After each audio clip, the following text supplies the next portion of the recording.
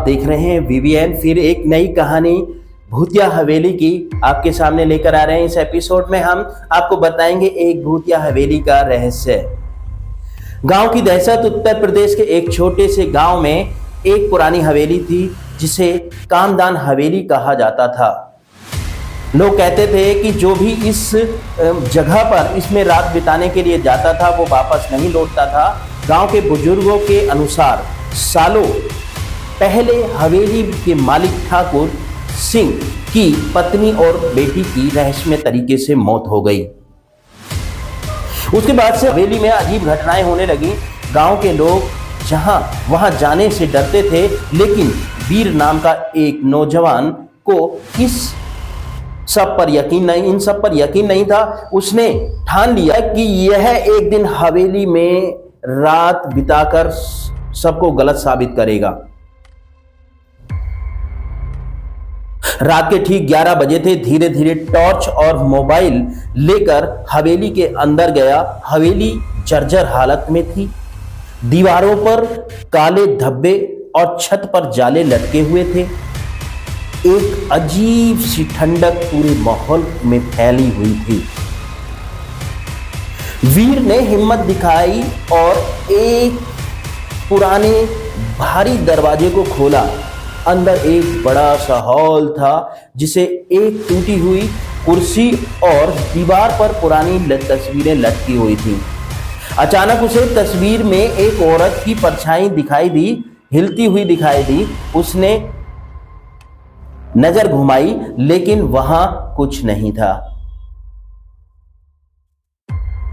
तभी हवेली के कोने से किसी लड़की की धीमी धीमी सिसकियों की आवाजें आने लगी। वीर ने हिम्मत जुटाकर उस ओर कदम बढ़ाया।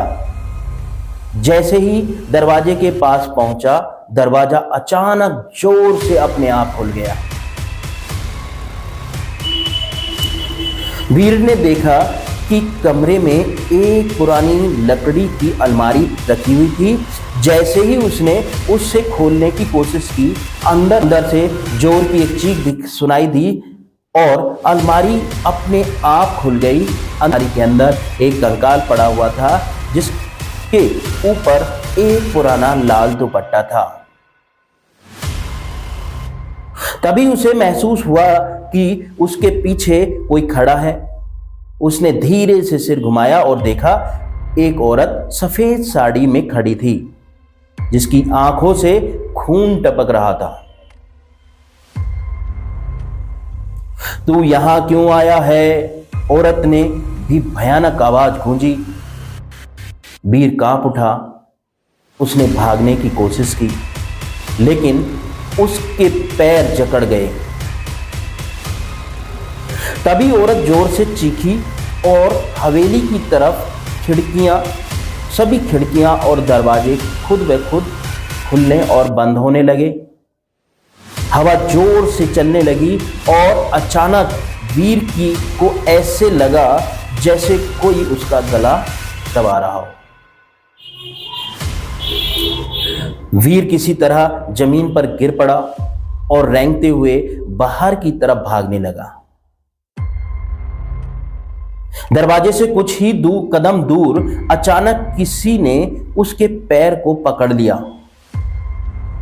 उसने नीचे देखा कि फर्श से एक कटा, जला और फटा हुआ हाथ बाहर निकल रहा था। वीर जोर से चीखा और आखिरी ताकत लगाकर खुद को छुड़ाया। जैसे ही वह हवेली से बाहर निकला, सब कुछ शांत हो गया था।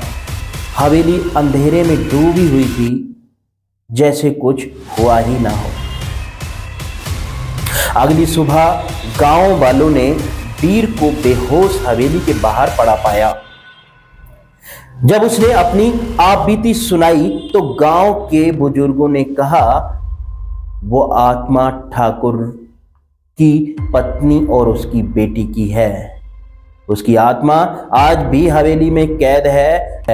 जो भी उसकी नींद तोड़ता है वो मौत के करीब पहुंच जाता है। वीर ने उस रात जो देखा वो कोई सपना नहीं था, वो भूतिया हवेली का सच था।